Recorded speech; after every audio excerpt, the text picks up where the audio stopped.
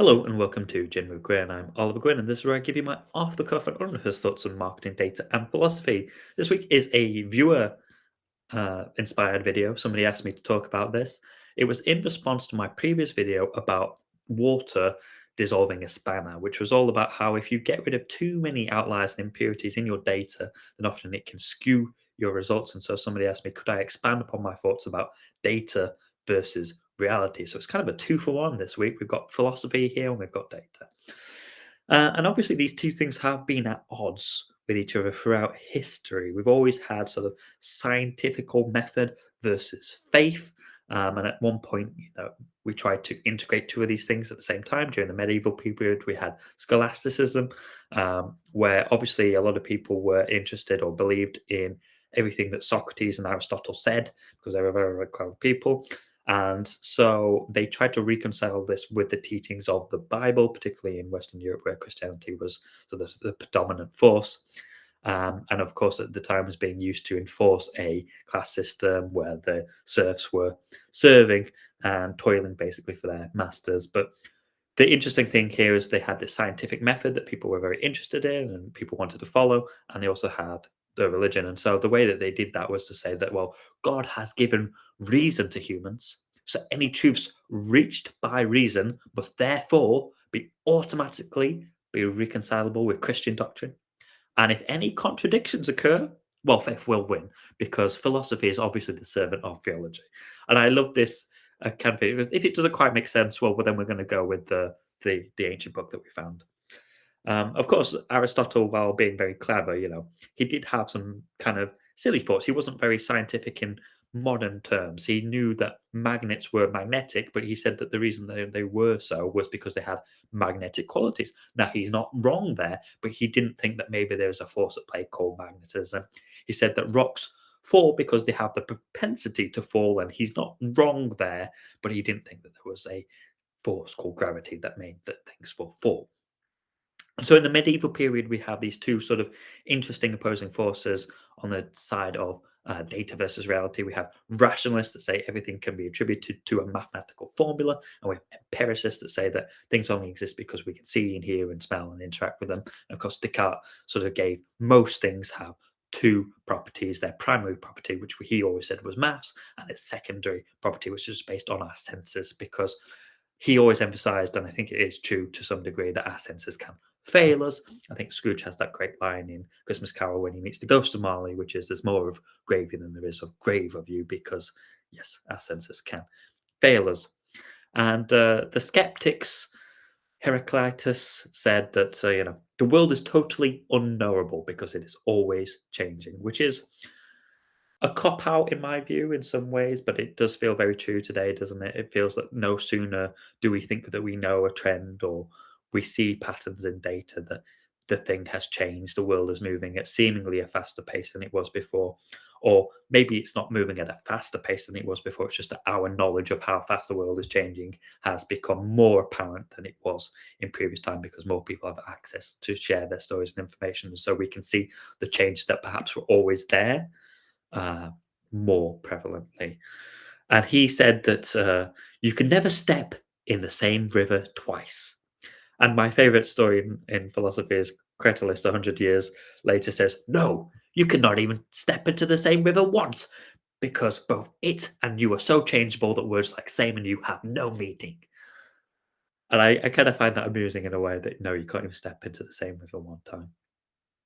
But today, this opposing force between data and reality is still going on.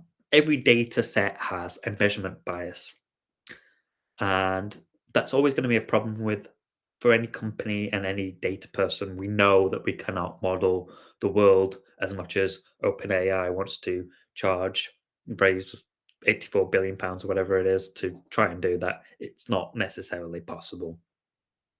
And so you always know that there will be gaps in the data. The key is finding the data that will be the most useful to you. And so you have to think, well, how do I know the difference between the data and reality? The first port of call is to ask. And that's a very natural call. It's a very easy thing to do. It's a very cost effective thing to do is to ask people, well, why did you do this? And what was the reason behind this? And all of this kind of stuff. the problem it creates is that what people do is a lot more reliable than what they say. Surveys can capture opinions, but not constraints. Users often sort of misdiagnose around problems, and purchasing decisions reveal true priorities. Where people spend and act is a lot better signal than just what they say, because we all know in marketing that the vast majority of our people will sit in the middle sort of segment that isn't highly aligned to a particular segment because we don't have the data on them yet. And the silent user represents the majority of reality. Feedback loops are useful, but they amplify power users, frustrated users, quiet, satisfied users rarely appear in that data. And customer feedback often represents sort of edge cases and not necessarily the median. We know this to be true. Data reflects the incentives of the people generating it as well. If you're looking for something, you tend to find it, and so you can back up most claims. I'm sure I could disprove gravity with enough data. And so we have to think about when we come to data versus reality, trust behavior more than statements given by people, trust repeated signals more than isolated ones, or trust the outliers of repeated patterns. Because people, no matter how much we change, we are creatures of habit. We are typically what we do repeatedly. And so when you spot a difference in that pattern, it's normally a signal that something has changed for that person. It normally means that something is going on. It's the quickest way, people are not always consistent necessarily, but often the way that they act will. And so when you see something out of character for somebody, you normally know something is happening there. So trust longitudinal trends more than sort of snapshots of any one time. And all of that is good advice if you are a subscription business, if you're a SaaS business, if you're a business with regular purchasing patterns. But what about if you are one-off purchases, if you're a luxury, if you're a car, if you're a washing machine, all this kind of stuff where you're not going to have that data, to be frank. In this cases, intent signals become much more valuable. So in these kind of signals, when somebody re-enters the market or they re-enter your category, they have to relearn the category every single time almost. Maybe you knew what a nice car was 5 years ago, but when you re-enter that, you sort of re-enter the market again. Even if you have some preconceived notions about it when you enter it. And so the buying journey is the signal. The feedback right after purchase is extremely valuable, but understanding the journey of buying and the reasons that people buy from you, and understanding that in granular detail is a lot more important in a case where you are a one-off purchase or you are a service that is going to be not used repeatedly. It's going to be a ad hoc type of thing. So when we think about data versus reality, we know that our data will always be a very small subset of the lives that these people read, the the sort of overall interaction with the category and with other brands. We don't know or necessarily understand that to a high degree. We can get some of that through market research. That's a useful tool. I'm not wanting to discount that completely. I think it's great. But we don't necessarily know our share of wallet for what we sell or what we're trying to sell for anybody. And the data that we have, as I say, it produces a pattern, and so we need to form it in a basis where a single customer can be easily identify signals that they're going to churn or they're going to upsell or they're going to be high value. Those signals exist. We can model them based on past experience and then apply them to new people so we can find those people more easily. And in terms of the data versus the reality, yeah, there's going to be cases where it looks like somebody is leaving, they're not really using the products, everybody else is using it a lot, but actually they just don't need to use it that often and they're quite happy with it. The real expensive problem that data people have is that the real reality is only sometimes found out when somebody's actually left, when somebody's spent the money elsewhere. And so any signals that you can get ahead of that to try and find the reality before it becomes that case and you can intervene are extremely valuable to most businesses. But first, you have to have a baseline of data that just says how many customers do you have, what are the subscription methods, all of those kind of things. What is the baseline behavior that most people will go through? And then you can start to optimize towards certain things ahead of that. There will always be a huge gap between data and reality. And you can employ as many things as you want to try and capture that. But typically, people who are angry and leave, they might not want to give you any more time or effort to try and improve your service necessarily.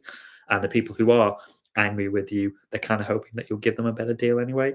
And so we must always consider the silent majority of people when we think about data versus reality and think, what do we really know about these people other than that they spend with us once a month or whatever it is? How can we go beyond finding that out? And typically that is category led information about the subjects that we talk about. What are they really interested in? How can I serve them? How can I capture the same people on social media and attribute that to my CRM and all of that kind of stuff that becomes very useful in understanding the patterns of behavior. And that has been some thoughts about how practically you could look at the problem of data versus reality. The key thing is that outliers do exist in real life, and people do sometimes act strangely. It's not unusual, or it's usual to act unusual, I guess. How you interact with that is a key point for the business decision, because there's no point in spending the time, effort, and money in surfacing these behaviors and then not being able to act on it. So it's no point in giving a sales rep this and saying, cool, find who's going to convert quickly, if they can't then offer them a deal or whatever will make them convert quickly. So always think about the practicalities. What are you going to do based on the data? These have been my thoughts for the week.